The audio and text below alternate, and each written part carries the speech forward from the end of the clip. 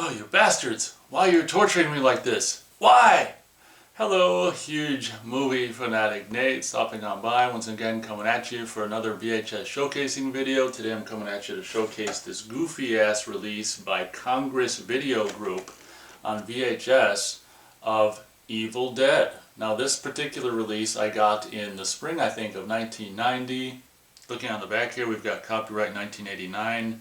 Congress Video Group, all rights reserved, and this weird logo here. It goes around this world, film, world, video, Inc., I guess. We've got running time 89 minutes, copyright 1982 for the actual movie itself. So I got into Evil Dead and Evil Dead 2 in 1989, and at that time that was like 9 or 10 years before they would, like Anchor Bay and stuff would put out this movie in a restored, remastered version and start putting out VHSs and DVDs and stuff like that. So if you're talking about the late 80s, early 90s, I was a big fan of Evil Dead and Evil Dead 2 in 1990 when I was 13 years old, and trying to find a copy of Evil Dead was virtually impossible. It's just so amazing how the release of this was basically timed almost exactly for to come right around the time that I actually get into the first couple movies. Just by miraculous chance, I was able to come across this, of all places, at Kmart. This particular tape, it was probably $10 or something like that, and I just could not believe it, because at that time I probably had 2 VCRs, and I probably had copied Evil Dead 1 and 2. But I think I can't remember if all the versions of the VHS of Evil Dead was copy protected, but I think some of them were. But Evil Dead 2 wasn't copy protected. But a dubbed or a copied version of Evil Dead, I think, unless you had I don't know if there were any VHS releases in the 80s of the original VHS release that were not copy protected. So I was just thrilled to be in Kmart and come across this release of Evil Dead. I was like, holy crap. Like I say, it's just inexplicable, just the timing of this release, to just be released right around the time that I'd want it and have it appear just miraculously, just basically for me.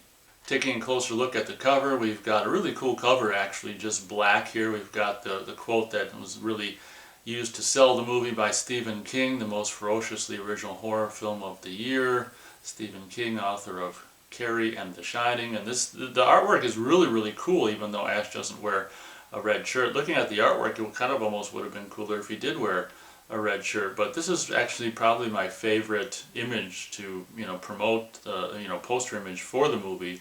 So I think the cover art of this just hole in the wall video release of this movie is actually really cool, and the font they use for Evil Dead and the little tagline, "Can they be stopped?" This looks really, really, really cool. And then you've got the cheesy-ass Congress Video Group on the bottom.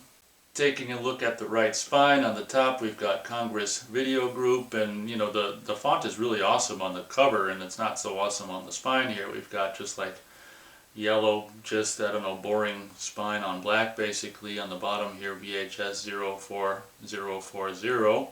Looking at the left spine, looks like basically the same thing as the right spine, except there seems to be like a razor slash on this particular spine. Darn it.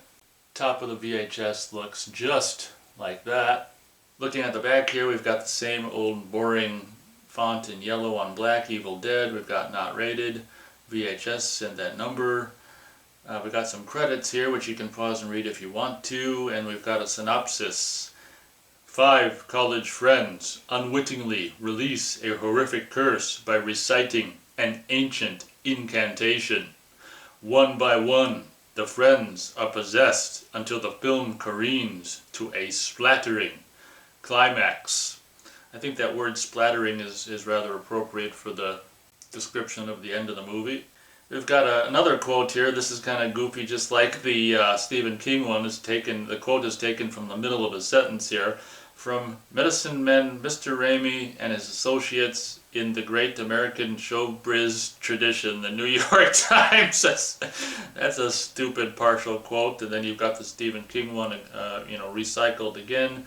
Cover art basically just reproduced on the back here.